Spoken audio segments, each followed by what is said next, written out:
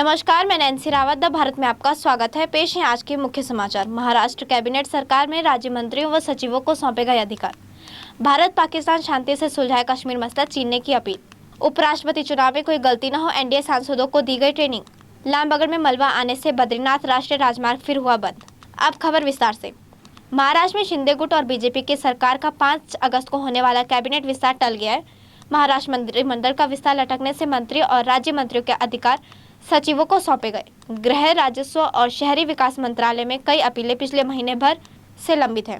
वहीं नई सरकार बने हुए 36 दिनों का से ज्यादा वक्त हो गया, लेकिन अभी तक मंत्रिमंडल नहीं बन पाया। मंत्रिमंडल नहीं बनने से अब इसका सीधा असर विभागों पर पड़ रहा है, इसलिए मंत्रियों के सभी अधिकार सचिवों को देने का फैसला लिया गया।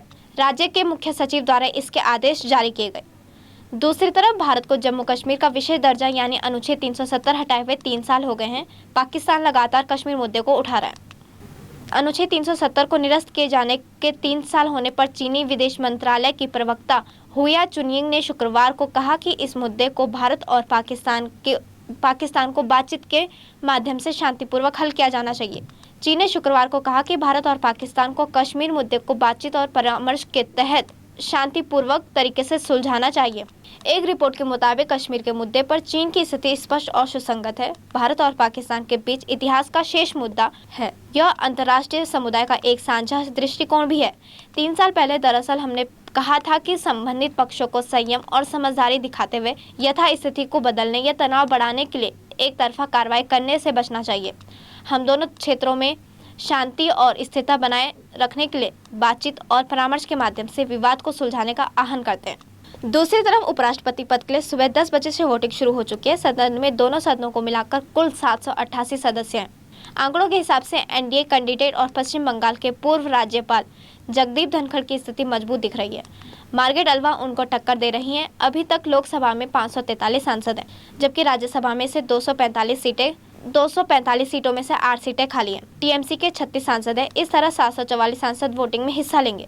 अगर सभी सांसद वोटिंग में हिस्सा लेते हैं तो बहुमत का आंकड़ा 372 रहेगा। बात एनडीए की करें तो उसमें 441 सांसद है और 5 मनोनीत का साथ भी मिला हुआ है। इस तरफ से धनखड़ के पक्ष में 446 वोट जाते हैं। खबरों में आगे बढ़ते हुए बात करेंगे उत्तराखंड की कुछ प्रमुख खबरों की। देवप्रयाग के समीप बछेली खाल में रात के अवरुद्ध बद्रीनाथ राष्ट्रीय राजमार्ग सुबह 7 बजे खुल चुका है। उधर बद्रीनाथ राष्ट्रीय राजमार्ग लामबगड़ खचला नाले में फिर से कल देर रात मलबा आने से बंद हो गया। बारिश होते ही यहां पर अक्सर राजमार्ग बंद हो रहा है। बृहस्पतिवार को तेज बारिश होने पर नाला उफान पर आ गया, जिससे हाईवे का एक हिस्सा बहने से यातायात बाधित हो गया। हाईवे बंद होने पर पुलिस ने धाम में पहुंचने वाले वाहनों को पांडुकेश्वर में ही रोक दिया। सुबह हाईवे खुलने पर 40 से अधिक छोटे बड़े वाहन बद्रीनाथ धाम के लिए रवाना हुए। दूसरी तरफ प्रधानमंत्री किसान सम्मान निधि प्राप्त कर रहे उत्तराखंड के 3.38 लाख से अधिक किसानों को केवाईसी नहीं है। केंद्र सरकार ने केवाईसी कराने के लिए 15 अगस्त तक का समय दिया। आर्थिक रूप से कमजोर किसानों की मशीनरी, खाद व बीज की आवश्यकता को पूरा करने के लिए केंद्र सरकार ने 2019 में प्रधानमंत्री किसान निधि सम्मान योजना शुरू की थी। योजना में सालाना 6,000 रुपए की राशि 3 किश्तों में दी जाती है। उत्तराखंड में 9.14 लाख किसान को सम्मान निधि योजना मिलती है। सचिव कृषि शैलेश बगोली की ओर से सभी जिला अधिकारियों को यह निर्देश दिया गया है कि सम्मान निधि पाने वाले सभी किसानों की केवाईसी को मिशन मोड में पूरा किया जाए। अब वक्त है एक छोटे से ब्रेक का, फिर लौटेंगे। ITM हमारा, इसमें बहती ज्ञान की गंगा है, इसमें रहती प्रेम की यमुना है, सिद्धांतों का उच्च हिमालय है, भक्ति सिखाता एक तिरंगा है, गुरुकुल जैसा प्यारा ये ITM हमारा, सच्चे सपनों सा प्यारा ये ITM हमारा, ITM हमारा, ये इंस्टीट्यूट हमारा, सच्चे सपनों सा प्यारा ये ITM हमारा, ITM हमारा, ये इंस्टीट्यूट हमारा, सच्चे सपनों सा प्यारा ये ITM हमारा। ब्रेक के बाद एक बार फिर से खबरों में आपका स्वागत है। खबरों में आगे बढ़ते हुए बात करेंगे देहरादून के ITM कॉलेज की, जिसमें सॉफ्टवेयर प्रोजेक्ट कंपटीशन का आयोजन किया गया। इस आयोजन में BSc IT के छात्र छात्राओं ने भाग लिया व अपने द्वारा बनाए गए प्रोजेक्ट जैसे वेबसाइट डेवलपमेंट और यूजर फ्रेंडली एप्स को टीचर, जजेस और इंडस्ट्री से आए IT एक्सपर्ट के सामने प्रस्तुत किया। बच्चों की प्रेजेंटेशन को लेकर IT एक्सपर्ट संचित जैन ने द भारत के संवाददाता कपिल तिवारी के साथ अपने विचार साझा किए। हर क्षेत्र में आगे बढ़ता है ITM देहरादून। इसी बीच आज ITM देहरादून ने एक महत्वाकांक्षी योजना लेके आया और बच्चों के बीच में कंपटीशन की भावना जागृत हो और बच्चों को कंपटीशन का मतलब पता चले, इसके लिए उसने आज एक वर्कशॉप आयोजित करी। वर्कशॉप के जजेस से पूछते हैं कि आज का प्रोग्राम उनको कैसा लगा। मेरा नाम है संचित जैन। मुझे बहुत अच्छा लगा। मैंने जो यहाँ पे कंप्यूटर कोर्सेज उनके जो स्टूडेंट्स हैं उनके प्रोजेक्ट्स देखे तो एक प्रैक्टिकल एक्सपीरियंस मिला।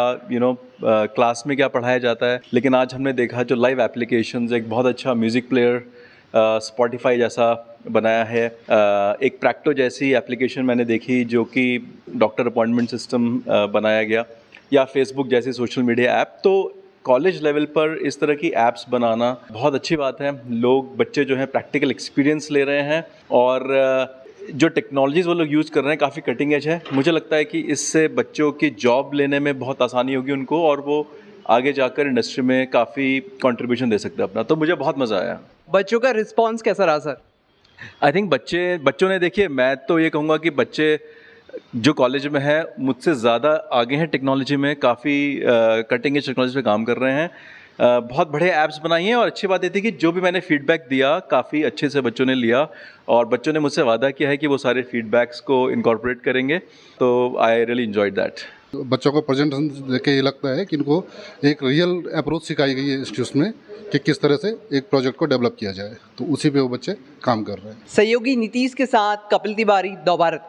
उत्तराखंड मुख्यमंत्री पुष्कर सिंह धामी 3 दिवसीय दौरे पर नई दिल्ली पहुंचे हैं। सीएम धामी रविवार को नीति आयोग की बैठक में शामिल होंगे। इससे पूर्व शनिवार को वह आजादी के अमृत महोत्सव को लेकर प्रधानमंत्री नरेंद्र मोदी की बैठक में भाग लेंगे। मुख्यमंत्री के साथ मुख्य सचिव डॉक्टर SS संधू, प्रमुख सचिव RK सुधांशु और सचिव मुख्यमंत्री R मीनाक्षी सुंदरम व अन्य अधिकारियों की टीम भी दिल्ली गई है। सोमवार को केंद्रीय सड़क परिवहन एवं राजमार्ग मंत्री नितिन गडकरी की ने बैठक बुलाई है। इस बैठक में मुख्यमंत्री उत्तराखंड राज्य की सड़क अवस्थापना, टनल एवं रोपवे परियोजना से जुड़े प्रस्तावों को लेकर केंद्र सभा में चर्चा करेंगे। खबरों में आगे बढ़ते हुए बात करेंगे अंतर्राष्ट्रीय खबरों की। ताइवान जल डमरू मध्य में चीन की सैन्य ताकत के प्रदर्शन के बीच अमेरिकी विदेश मंत्री एंटनी ब्लिंकन का बयान सामने आया।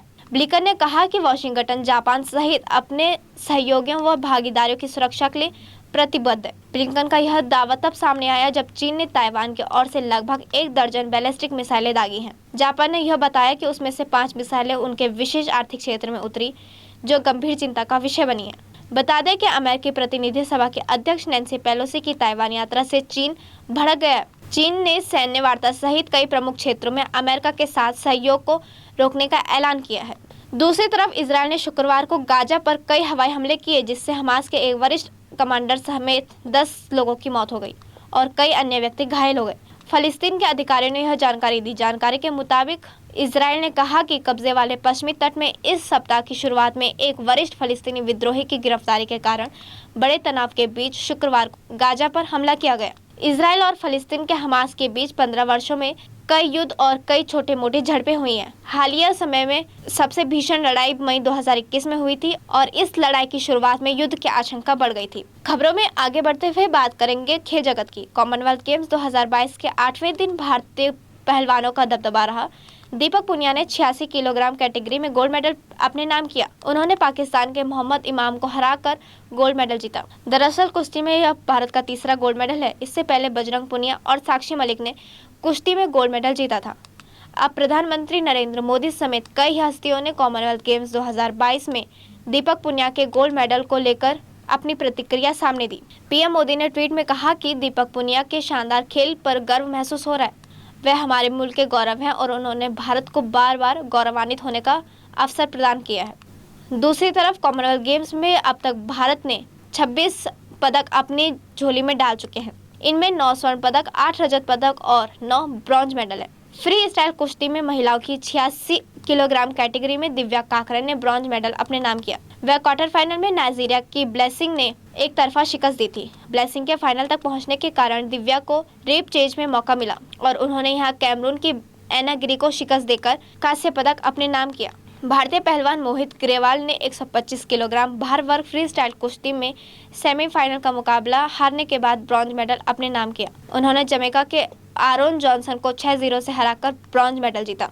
इसी के साथ आज के समाचार समाप्त हुए। धन्यवाद।